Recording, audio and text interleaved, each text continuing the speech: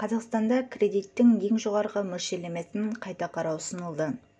Экономист Марат Абдрахманов қазіргі 56% ставканы мүлдем тиімсіз деп айтады.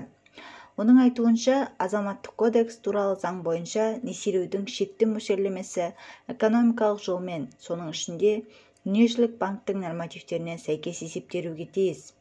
Бұл ставканың мөлшері Қазақстан экономикасының жалпы рентабелділігіне байланысты және одан жоғары бола алмайды. Ал бұл көрсеткіш 2021 жылы шамамен 20% құрайды.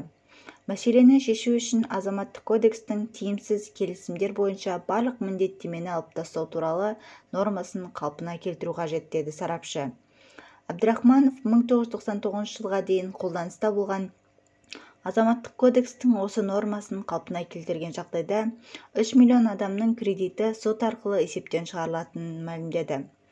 Талап зерттеулер орталығының директоры, Қазақстан халық партиясы төрағасының орынбасары Рахым Ошақбаев та жылдық 56% мөлшерлеме Қазақстан үшін ойға қонымсыз екенін мәлімдеді. Ол еш нәрсеге негізделмеген және дамыған елдердің басым көпшілігіне қарағанда әлдеқайда жоғары. Бұл үкіметтің және осы жылдар ішінде экономикалық саясатпен, қаржы нарығын реттеумен айналысқандардың қателігі. 56% бұл тонау, деді ол.